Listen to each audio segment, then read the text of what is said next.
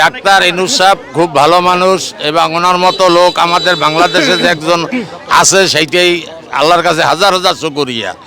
এবং এরকম শিক্ষিত এরকম জ্ঞানী লোক খুব কম আছে বিশ্বে। ওনাকে চেনে হয়তো আমাদের দেশে মানুষের দাম দেয় না, কথাটা বললেন, কিন্তু সারা বিশ্বে ওনাকে গোল মডেল হিসাবে চেনে ওনাকে। ওনার সাথে দেখা করার জন্য মানুষ বিদেশে অপেক্ষায় থাকে, কিন্তু আমরা দাম দিই না, আমরা চিনলাম না রত্ন। এই রমজানে কেমন আছেন ওনার এই শাসনে?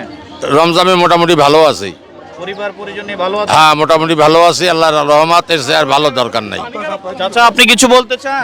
বলতে চাইতেছি আমাদের দেশে 56,000 বর্গ মাইল জায়গার ভিতরে 20 কোটি মানুষ, তো এই ভিতরে যে খাইয়ে পরি আমরা আছি, এটাই আল্লাহর কাছে শুকরিয়া। কোত্থেকে আসবে? দানা জমিন নাই, আসবে কোত্থেকে? এই যে প্রবাসী লোক আছে আর গার্মেন্টস, এই জন্য আমরা বাঁচিয়ে আছি। উনি ক্ষমতায় আরো একটু থাকুক এটা চান নাকি চলে যাক, কোনটা চাই আরো থাকুক? সংস্কার করুক।